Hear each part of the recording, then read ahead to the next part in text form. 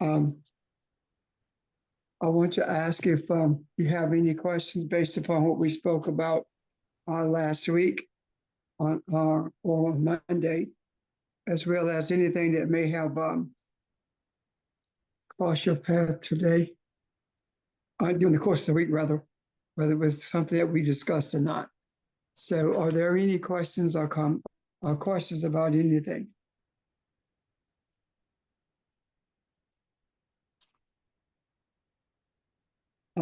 I had asked Janice to look at the planetary alignment and to look at the meanings of the names of the planets so that we could see what the storyline is there. Because with that alignment, I know it is telling a story. I'm just not aware of what that story is. So if she's been able to find anything, then we will talk about it. However, again, I ask if there are questions. If not, then I have a couple of things I would like to present to you or talk to you about anyway.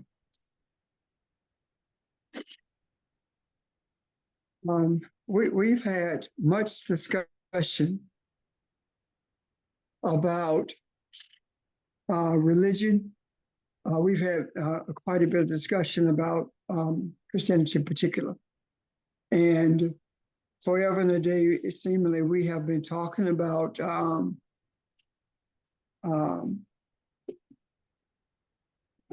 the pros and cons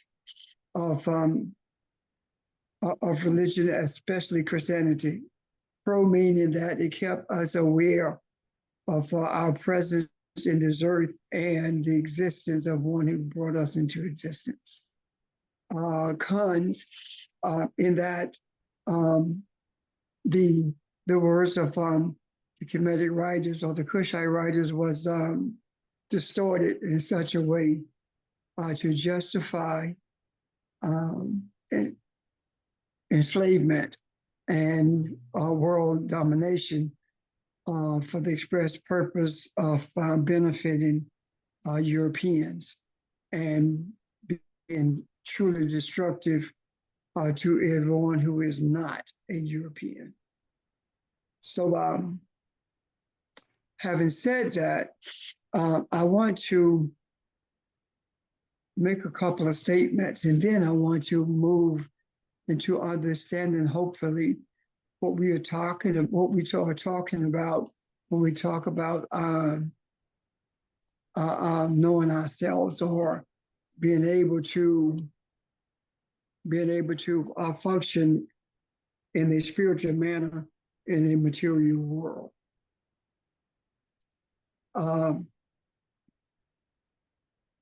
First of all, I want to say to you that we when we were introduced to Christianity, when we were introduced to church, we were introduced based upon what our parents had been shown, and we were taught the best of their knowledge, the best of their ability, what Christianity is all about.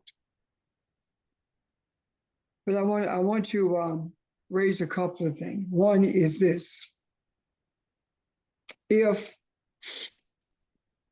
we, all of us have been taught, whether some of us remember or not, all of us have been taught that the earth existed from the time of Adam until Abraham, and from Abraham to Moses, from Moses to Jesus, which each span of time being 2,000 years. That is 2,000 years from Adam to Abraham, and from Abraham to Moses 2,000, and from Moses to Jesus 2,000. That's a total of 6,000 years. Now, there was a Catholic bishop in Ireland who decided that was the breakdown for man's existence in the earth. Yet, when we consider the reality that that the Sphinx in Kemet in Egypt is 18,000 years old, then if the Earth is 6,000 years old, then who built the Sphinx? So these are the kinds of things that I suggest that we give thought to when we are seeking to understand, whether it be religion or anything else. We give thought to the facts behind those things that we say we believe in. Why do I say that? Because, as I've said earlier, that it is a lot easier to get people to believe things that cannot be proven than it is to get people to believe things that can be proven. If you were to look in the museums worldwide, you will find different objects from time periods that go far beyond 6,000 years. However, you won't find any artifacts that were used by Jesus or any of his disciples. Not sandals, not a cup, nothing exists in these museums.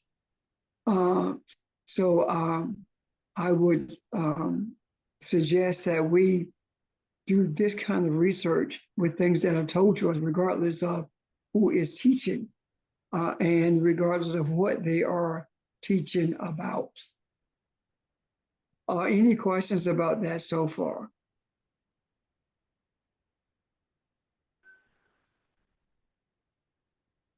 Okay.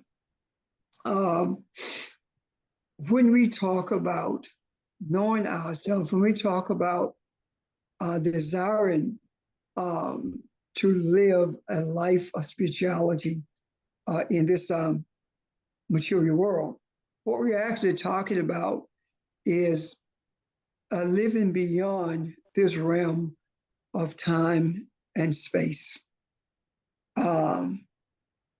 This realm of time and space is not the realm where we will be able to search for and actually find who we are or find ourselves.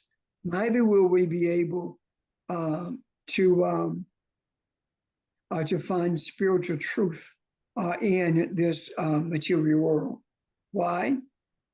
Because the realm that we live in is a realm of form.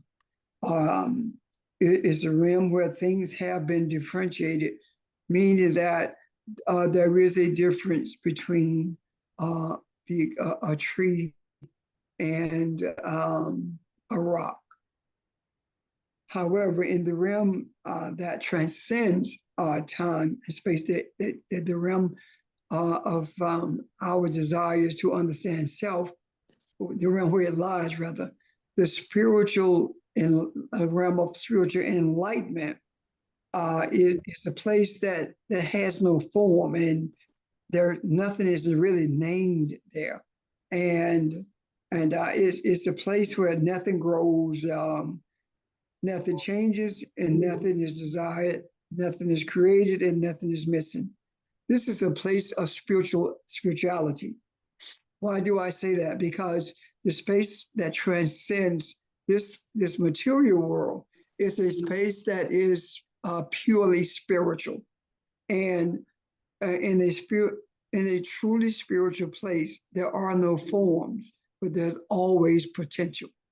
There's potential for everything and anything, yet there is no thing that exists there. Do you understand what I'm making an effort to say? Questions or comments? If you don't understand it, please say so. I'm not quite sure I understand.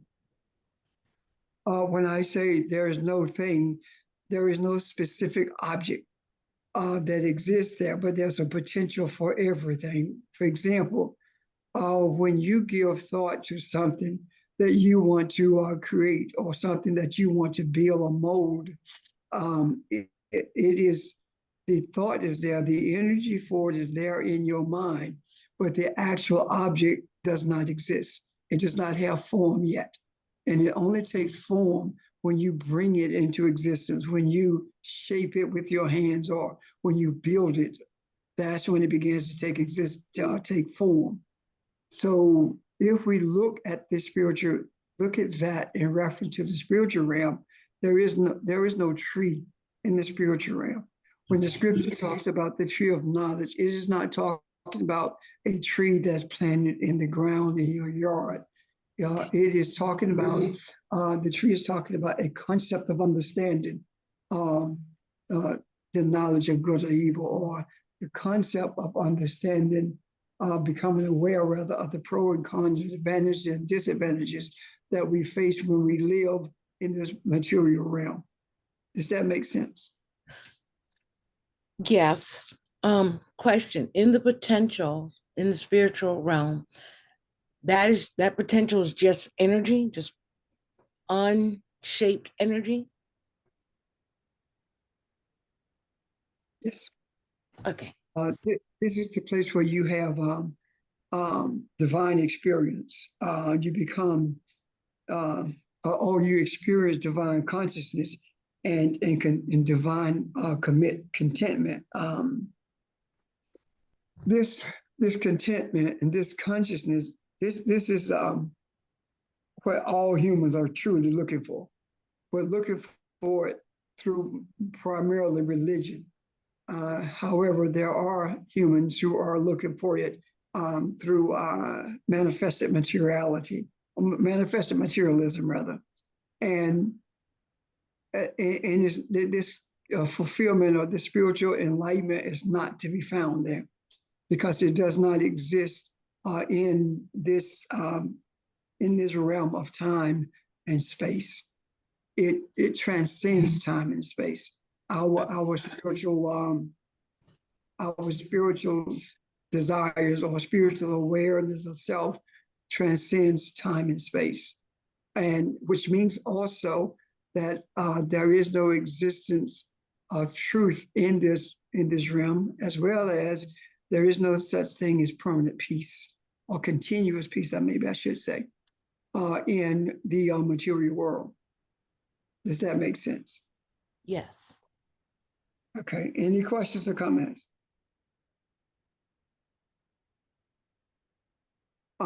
Whether we realize it or not, or whether we accept it or not, most people, if not all of us, are looking for something called completeness. We're looking for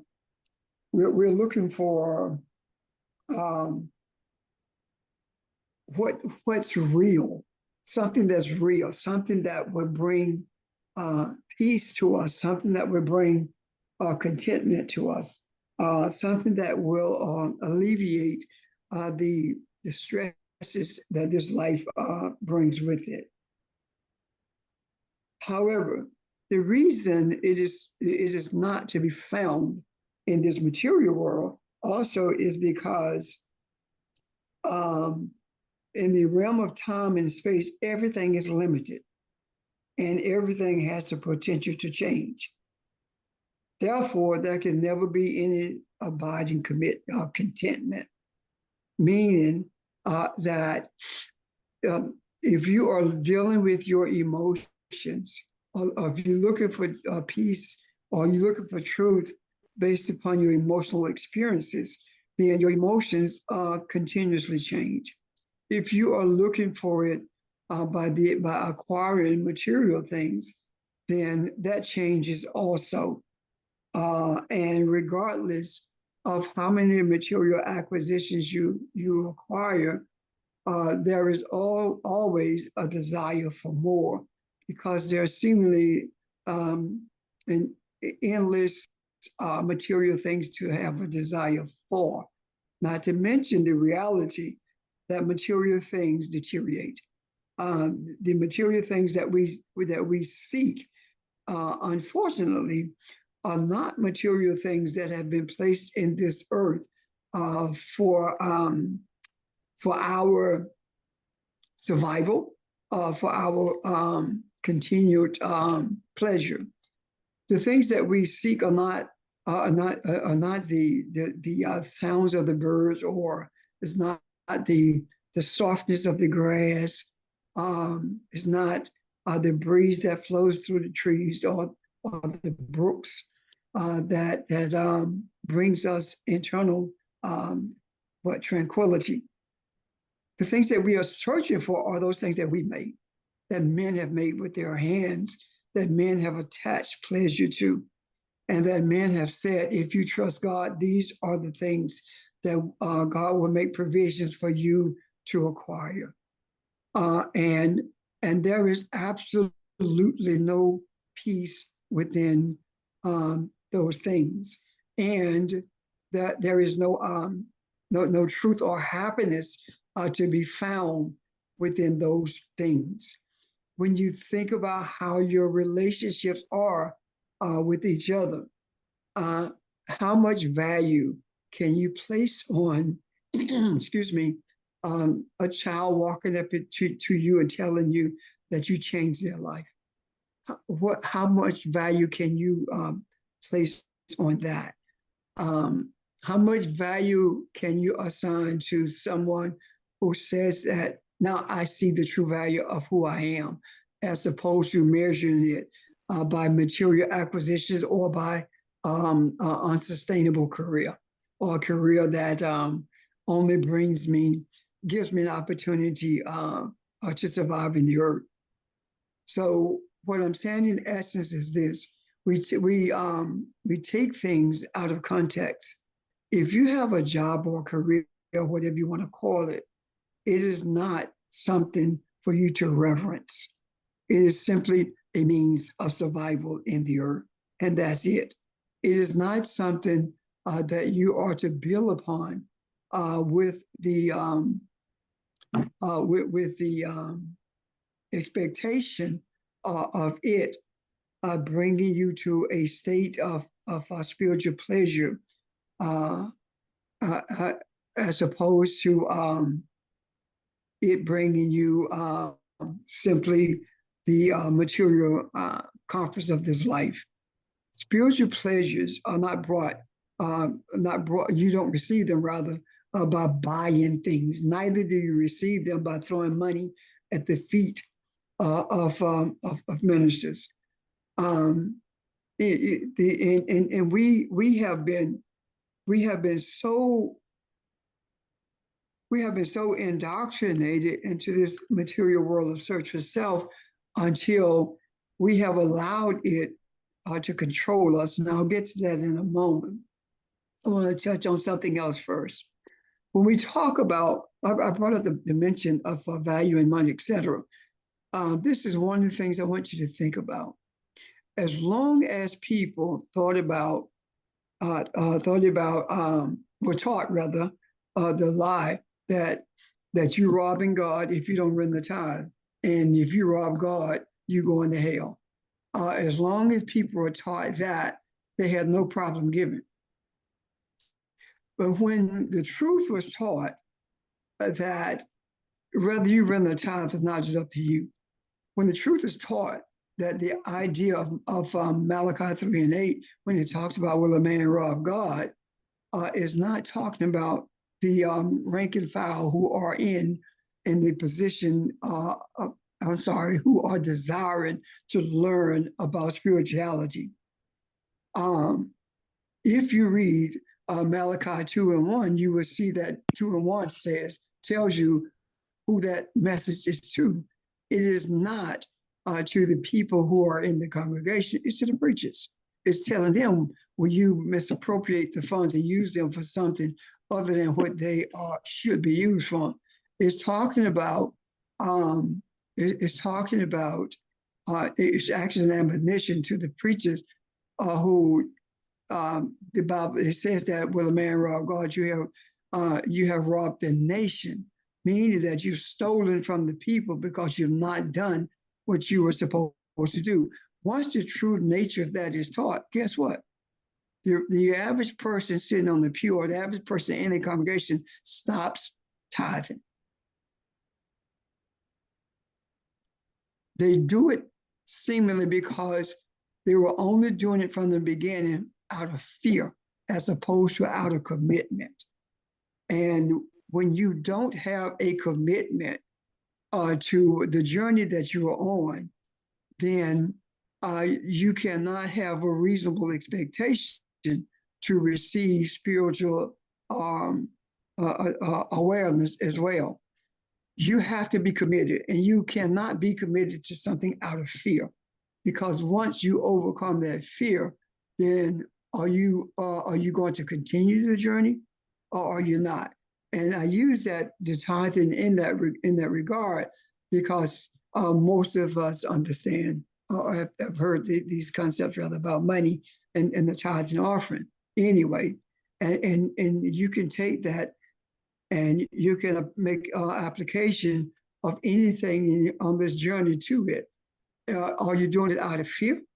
Because 9 times out of 10, when you learn the truth about what church is, when you learn the truth about what Christianity is, when you learn the truth about what spiritual aspirations are, and you continue to straddle the fence, and you continue to embrace this notion of Christianity, of Islam, of Judaism, knowing that all of those are man-made principles for the express purpose of controlling people, yet you continue to adhere to those principles. The question is, are you there out of fear? Are you afraid that there is a heaven or a hell to put you in? Or are you afraid that you're going to have to pay to have your funeral in a building? Those kinds of things that you have to answer for yourself. Because when you truly are, have embarked on this journey, then those things cease to matter to you. What truly matters to you is truly knowing who you are. And this whole concept of knowing who you are has nothing to do with the appeasements of this world that we live in. Because if you, matter of fact, if you think about the whole concept of religion itself, it appeases you on Sunday, and then the rest of the week you're on your own. So you have temporary appeasement, but no true happiness and no true change in your life. In order to find the truth, in order to find this true happiness, you have to have what is called a transcendental consciousness, meaning that a type of awareness that goes far beyond an awareness of this material world that we currently live in. Any questions or comments, please?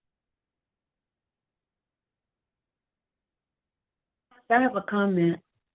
This is Evelyn.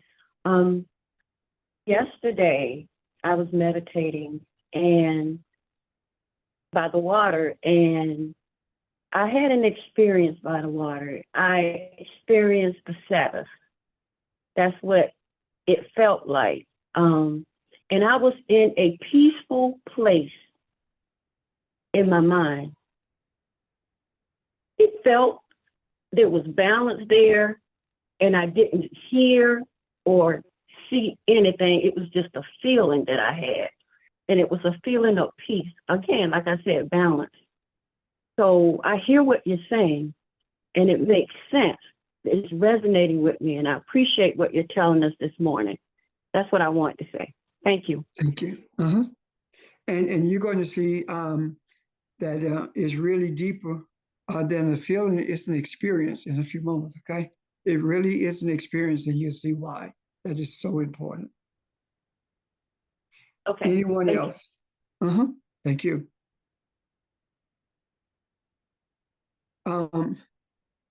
The greatest obstacle to our peace, the greatest obstacle to our embracing the reality of truth and releasing ourselves from the invisible religion, the greatest obstacle to that is our ego.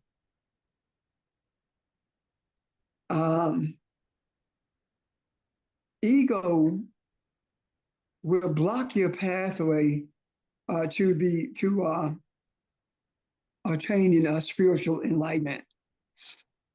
Ego tells us that if we don't go along to get along in our religious settings, then there are going to be people who are going to ostracize us, and people are going to talk about us. Well, they do that anyway. You just don't hear it most of the time.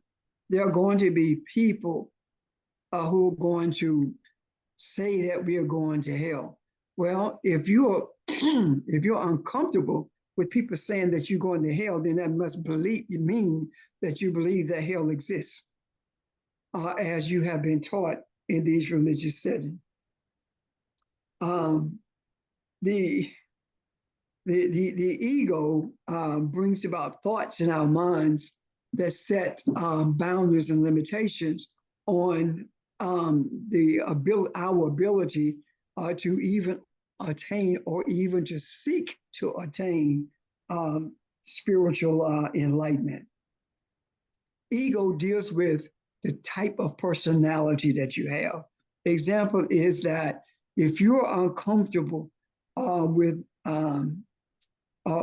telling people the truth about religion itself, every opportunity you get, every time a question is raised to you, if you're uncomfortable about doing that, simply because you want to be accepted by them, then the question becomes, are you more concerned about being accepted by individuals who are in the shackle, who are enslaved by religion, or are you more attuned to being embraced by you, by the real you, by who you are?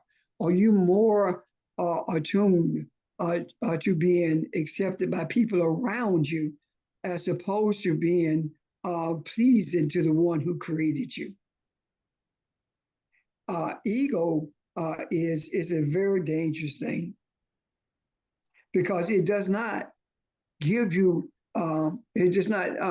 give you the opportunity, or maybe I should put it this way: with ego, you're not aware of the power that you have to control the lower forces that operates through your thoughts, that leads you in a different direction than does the pathway of spiritual enlightenment. Ego really interferes with you becoming aware of the knowledge of who you are, because ego says so many different things to you. Ego gives you so many different things that you feel like you must get done, that takes precedence over the reality of the essence of spiritual enlightenment, spiritual attunement, being spiritually attuned. Why do I say this? Because regardless of what we have to do in this earth, the primary thing, the greatest priority, is to make sure that every opportunity we get, we put in the macro the necessity of knowing who we are. This whole idea of knowing who we are goes far beyond just saying, I am Elohim. The concept of knowing who we are speaks to actually knowing what's in your heart. Your heart is actually your mind that contains the essence of your desires, the essence of your feelings, and also the unconscious thoughts that emanates from your soul. What I'm saying is that your heart is the essence of everything that emanates from your soul. And when you seek to know who you are, you must first know what's in your heart, because knowing yourself is no different than knowing what's in your heart. And without knowing what's in your heart, it's difficult, if not impossible, to attain any semblance of a spiritual enlightenment. The evidence of spiritual enlightenment is what exudes from what you embrace, rather, from your heart. and not so much from the egotistical mind that keeps you locked into this material world and never seeking to free you to be who you were created to be. And that is a spiritual being seeking the spiritual understanding of who you are. I'm not talking about a spiritual understanding of God. I'm talking about you seeking spiritually understanding of you. I have a When question. you seek spiritual understanding of you, question, comment? Finish your thought and then I have a question. Thank you. Okay, when you finish, when you seek spiritual understanding, then what happens is you begin to understand that when you came into this earth, you were spiritually inclined and you were dismantled by the forces of ego. And that is the thoughts and the actions that we pursue in this material world. Go ahead, Bob. Could it be then that when we talk about blasphemy, separation and denial of the Creator, could it be that we blaspheme when we don't understand that we are what we are separated from? Which means that if we are separated from ourselves, the God that we are, then we never really in this lifetime reconcile with the Creator in a sense, and that's why it takes so many different times of coming back until we get to that point where we understand that don't curse yourself, don't blaspheme yourself, don't separate yourself from the Creator. Find out who you are, because that's your means. You are the Creator, and that's your means of being aligned with and part of the Creator. That's my question. Well, yeah, your way is interrogative statement. How about that? Really, that's exactly what it is. Because when you really think about this concept of blasphemy, when it talks about it being believing that you've been disconnected from the power source, well, when you think about it, this is not an external power source. Blasphemy, it says Barbara said, is believing that you're separated from who you are. You don't believe that you are the source of power in this earth, yet you say that you do believe that you are supposed to dominate this earth. So how is it possible for you to be the one who is to dominate or to set boundaries in this earth, and you don't believe that you have the power of the divine to do divine things in this earth? If you don't believe that, then you have actually committed blasphemy by virtue of separating yourself mentally from who you are spiritually. Is that the gist of what you were saying, Barbara Jean? Yes, sir. You say it so beautifully. Thank you. Okay, Ron. You're welcome, ma'am. Excuse me. Any other questions or comments, please?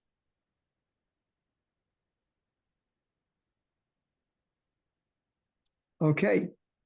Our desire is to gain an understanding of the hidden mysteries of self. Grants us the opportunity to actually reach a state of regeneration and resurrection, meaning that the dismantling that we have experienced through the forces of ego, when we gain the understanding of hidden mysteries, that dismantling reverses. We begin to become regenerative forces, and then once we are regenerated, resurrection takes place, which means that we are resurrected from the death of a lack of awareness to a life of awareness of self. Does that make sense?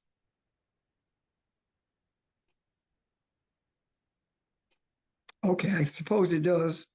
Yes. Thank you. The other thing that is that one of the inhibitors of us understanding spiritually is because we're looking in the wrong places. We've been taught that we have to understand the nuances of theology in order to understand spirituality. That could not be a greater lie than that. That could not be further from the truth. Theos is God. What is it? Ology is the study of. So theology is the study of God. So what is it that gives you the idea that you are capable of studying God? How arrogant is it to believe that you have the mental capacity, the intellectual sustainability to be able to study the one who created everything that is? How arrogant is it not only to say that you're studying God and everyone must study God in order for them to go to heaven?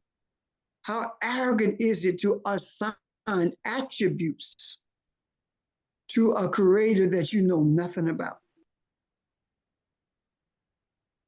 If our creator is incomprehensible, then how is it that you have convinced yourself that you are able to comprehend the incomprehensible? That's a type of arrogance that leads to the lack of self-knowledge, and it leads to a degenerative destruction of humanity that leads to servitude by those who have submitted to such failed principle, or who submit themselves to a lie that has no value to it, or nor any truth in it whatsoever. It is impossible to study our Creator. So what is this thing then? What is the purpose of all of this that we do? What am I talking about when I talk about spiritual enlightenment? The design of what's written is for us to study who we are, to see who we are, not for us to understand the one who is incomprehensible, not for us to think that we are able to sit down and do a study on our Creator, just like we would sit down and do a study in botany, or do a study in the human body. It doesn't work like that. The words that are written, that were written by the priest / priestess, by the priesthood. Let me put it that way, because it's both male and female.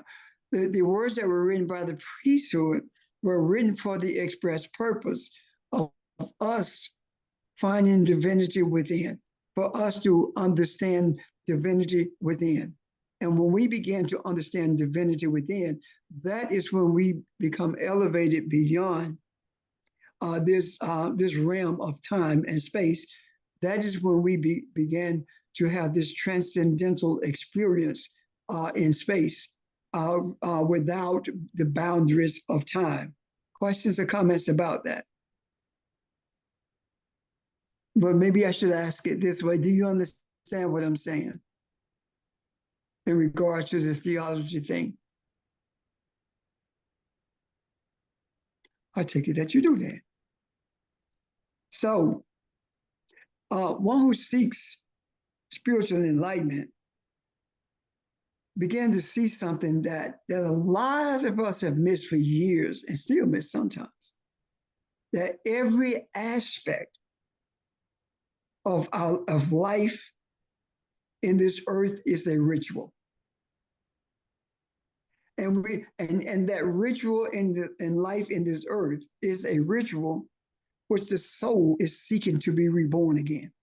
Every downfall, I'm sorry, everything that you count as a failure, everything that you find that you count as a state of depression, everything that you feel like somebody's doing something or taking advantage of you, all of these things are rituals, which if you see them in the right manner,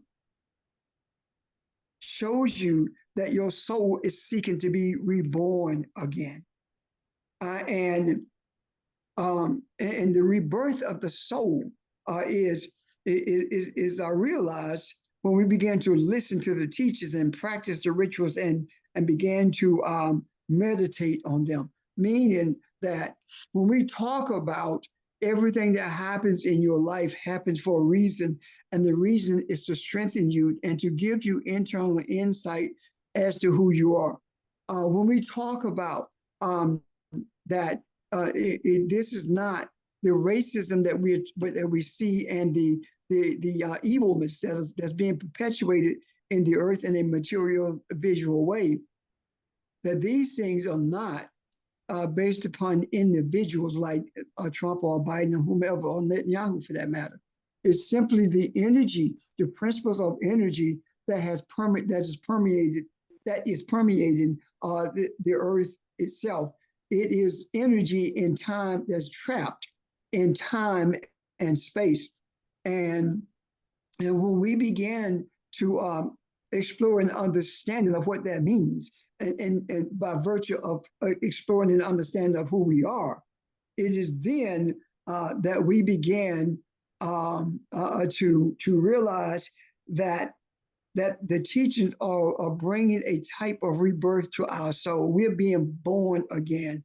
We're being born again, meaning that we are returning not to just the beginning, but our beginning.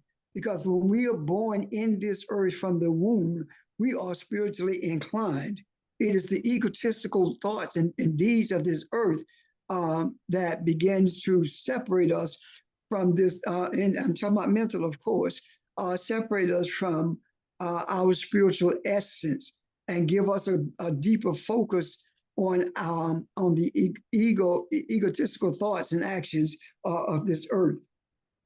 And when we recognize that that's what's happening and that rebirth begins to take place, then we begin to see, as we have been shown time and time again, that it is not enough to have the dogma. It is not enough to have the rituals. You must meditate on it. What is a spiritual ritual?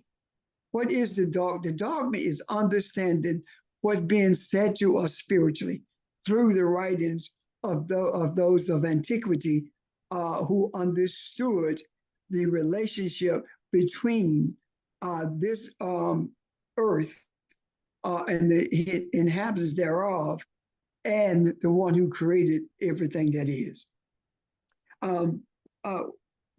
Understanding those teachings and the rituals that we practice is living by those teachings. Example is Ma'at. Living by the principles of Ma'at is actually practicing the dogma that has been taught millions of years, that has been taught to help us become one with the Creator. So as above is the same as it, as above is, as below would be as it is above. That's what I'm trying to say. Okay, so the way that these rituals and practice and takes place is for us to focus on them, to meditate on them, to see them with our eye, to see them within, as opposed to looking for them externally.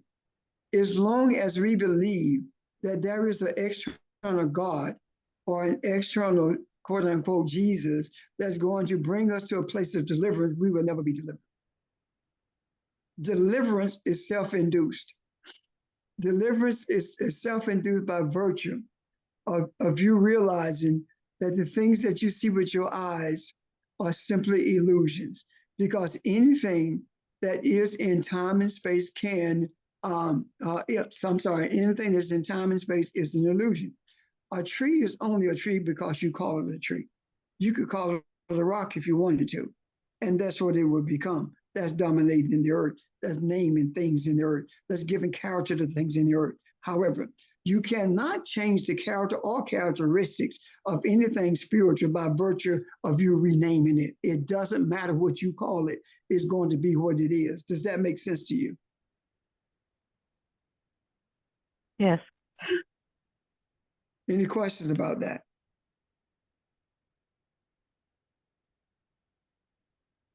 Okay. If we only understand the superficial teachings of religion, if we only understand the Sunday school lessons, the preaching that's thrown at us, if we only understand those things and just practice the ritual like communion and stuff, we do it blindly without any understanding whatsoever. That deprives us of having any chance of obtaining spiritual enlightenment. You have to have some understanding. When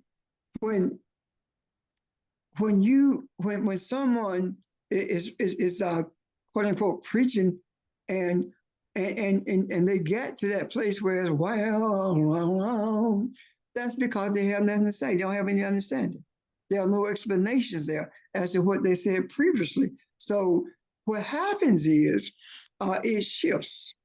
It shifts from you hearing, thinking to entertainment, and then you get to the place eventually where you no longer hear and think for yourself. You walk in and you're not thinking about anything. You've been taught to get to that place of feeling, that place of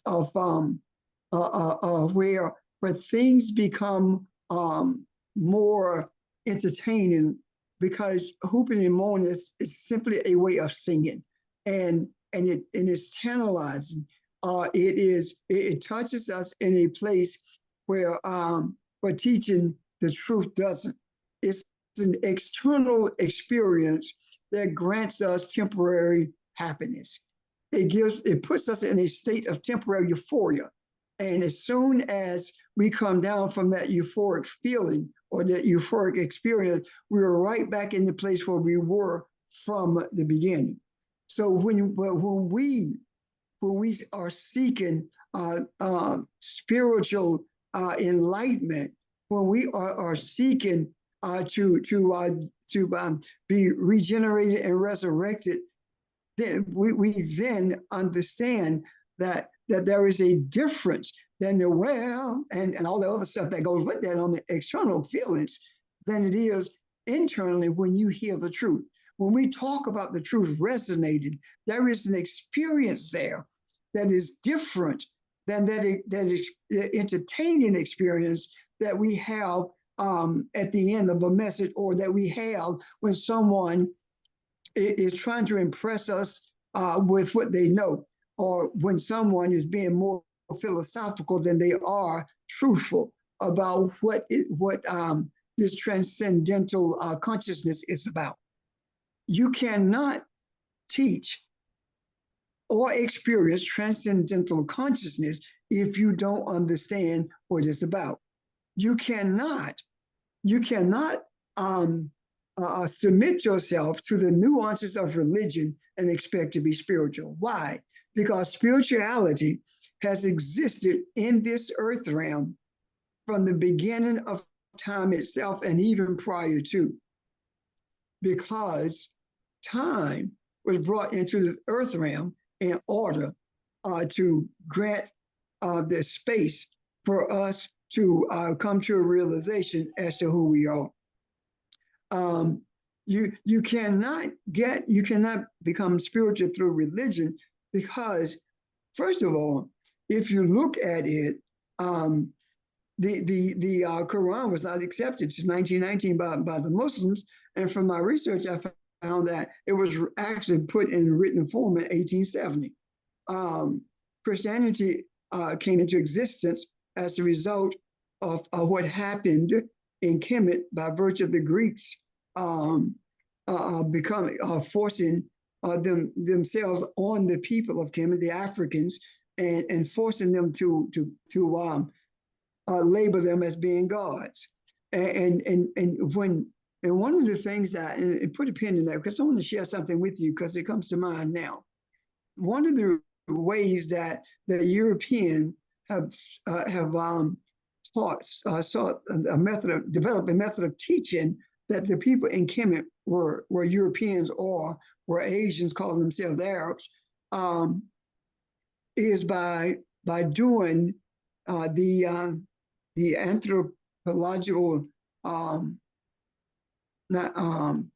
anthropological studies on the mummies. And the mummies that they did it on were people like Ptolemy. And Ptolemy being a Greek, of course, he's going to have European DNA. But to go back further than that, they were not doing that until recent years. The other thing is that since we mentioned mummies means that something that is being brought back to life. But anyway, that's a study we'll do later on. So what I guess what I'm saying to you in essence is this: you have to be willing to open your mind enough to think, to raise questions, to do research, in order for you to truly have some spiritual awareness. You will not find it in religion, regardless of what religion you are in. And the reason being is because in religious settings, you get dogma and ritual. You do not get experiences. You don't get experiences. The only experience you will get is one of entertainment, whether you are in a European setting or a setting of indigenous people of color. It doesn't matter. So,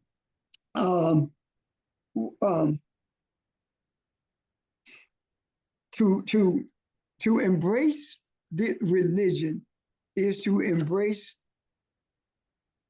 a dogma that's devoid of spirituality. And if you are embracing a dogma that is devoid of spirituality, you are actually leaving yourself behind, leaving the you behind, and you're embracing a you that does not exist and was never intended to exist. You're embracing a dogma that only sees what is called the Netherland, or only sees a heaven and a hell. If you're Muslim, you are looking for a land where there are, if you're male, of course, where you are plied with virgins. If you are Christian, you're looking for the shake hand with Jesus. If you are Jewish, I don't know what you're looking for, to be honest with you. I guess to see Abraham. But none of those things are acceptable. Neither are any of those things true.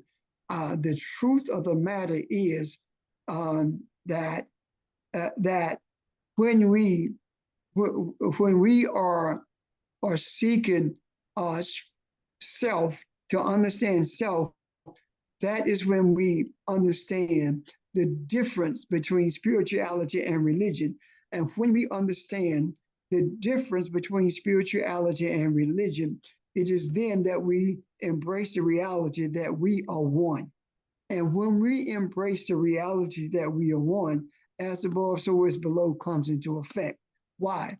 Because, as I stated earlier, when you go beyond time and space, when you transcend time and space, things in that realm are undifferentiated, meaning that everything is one. Everything is energy. So when we embrace the reality of who we are, we begin to see that we are one, that everything is energy. And the reason that indigenous people were able to be one with their environment is because they recognize that the same energy that brings life to a flower is the energy that sustains the life that you are. And when we see that, we don't just see a pretty flower. we see life in progress. We see the growth of that's a result of life. A flower is not life. A flower is the result of the presence of life. So as it is with anything else in this earth. And when we can see it as the presence, as a manifestation of the presence of life, it is then that we are able to recognize that we live in a world of time and space, yet we also live in a world that transcends time and space. And the external us, the things with our eyes only sees a manifestation of life itself. Our eyes can never see life. It only sees and experiences a manifestation of it. Any questions or comments?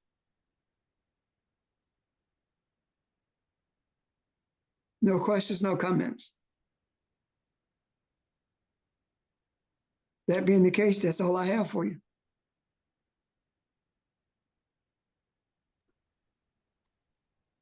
Thank you.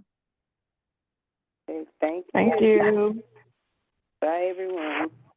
Bye Bye. bye. Enjoy your day, and we'll see you tomorrow at 11 o'clock. Thank you. Okay. Okay, thanks, everyone. Have a good day. Take- You too.